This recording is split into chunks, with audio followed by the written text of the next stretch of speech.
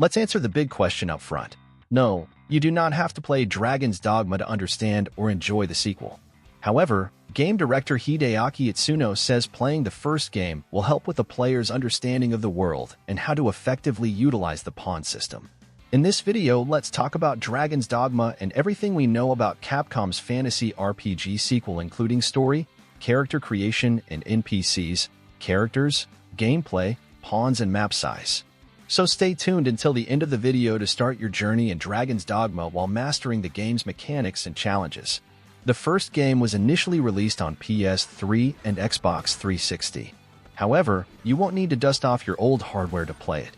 An expanded version of the original, titled Dragon's Dogma Dark Arisen, is available on those original consoles as well as Nintendo Switch, PS4, Xbox One, and PC. This expanded edition adds 10 to 15 hours of content, making it the recommended way to play through the original. The first topic is character creation and NPCs. In Dragon's Dogma 2, you play as a fully customizable Arisen.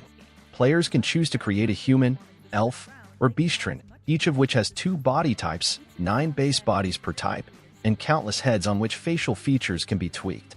The first idea we had was to scan nearly 100 human faces, said Itsuno, then use those as a base for creating characters. This real-life data acting as our base meant that it would be easy to create realistic faces so long as you don't apply absolutely ridiculous values to them. Players will encounter a ridiculous number of NPCs, who can give side quests to and build relationships with your Arisen. Itsuno said that he wanted to create properly detailed NPCs who move throughout the world and their lives irrespective of what the player is doing. The story. Dragon's Dogma 2 is set in a fantasy world of magic and monsters in a parallel world that mirrors the world setting of the original game. Like the first game, the sequel's story revolves around the Arisen, who embarks on a perilous journey to reclaim their stolen heart from the dragon. That's why the story of constant rebirth that's focused around dragons, in the words of Hideaki Itsuno, as well as the various elements of the world shown in the previous game have all carried over to this one as well. That said, it does take place in a different parallel world, which is why I think there will be parts that are similar yet different. The world consists of 2 prosperous nations, Vermund, the human kingdom, where the player becomes entangled in a power struggle for the throne, and Battle, rugged canyon nation that's home to the beastren, humanoid cats, like the Elder Scrolls Cagiad. Led by the priestess Nadinia. The player finds themselves caught between these 2 nations and their different cultures and philosophies. Characters.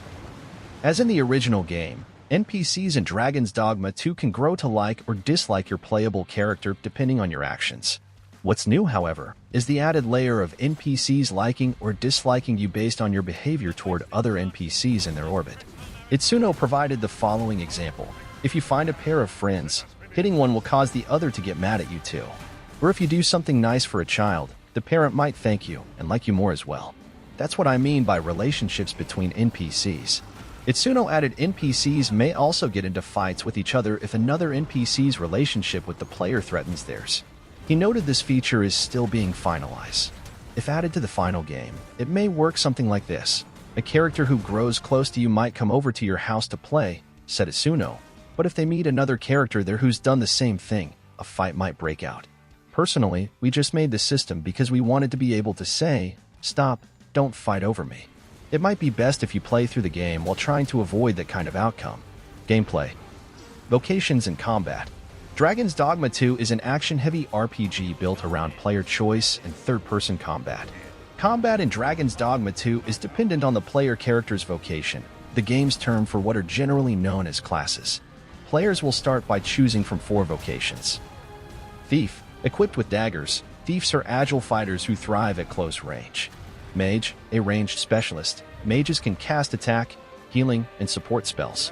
Fighter. True to its name, a fighter is a melee specialist, equipped with a one-handed sword and shield. Archer. Effective at long range, archers are equipped with a bow and arrows with varying effects. Should you grow wary of your vocation?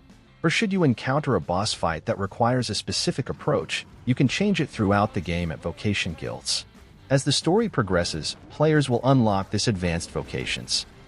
Mystic Spearhead, a vocation that blends short-ranged weaponry and long-ranged magic. Magic Archer, an archer equipped with magic arrows and healer support abilities. Warrior, a melee specialist that can wield powerful, two-handed weapons. Sorcerer, a magic user that casts more powerful spells with their two-handed staff. And Trickster, a one-of-a-kind vocation. Tricksters are equipped with a ceremonial censer and specialize in illusion-based methods of distraction. Pawns. Returning from the original game is Dragon's Dogma's pawn system. Pawns are AI-controlled companions designed to make the single-player adventure feel shared. You'll be able to travel with one player-created pawn and up to 2 others created by others. These downloaded pawns will come with all of their experiences from the other player's adventure, meaning they may come equipped with gear you've yet to find or provide useful information about quests they've been through that you've yet to complete. A new twist on pawns in the sequel is specializations, or special abilities. For example, a pawn may have the Woodland Wordsmith specialization if their Arisen possesses that ability, allowing them, and therefore you, to translate Elvish speech or text. Itsuno noted the negative feedback from the first game around pawns repeating dialogue. "We've done whatever we can to keep pawns from repeating the same lines multiple times," he said. Map size. Dragon's Dogma 2 is set in a high fantasy world inspired by classical paintings and medieval art. Players will explore a map roughly 4 times larger than the original. Despite the massive size of the map, Itsuno claims there isn't much wasted space.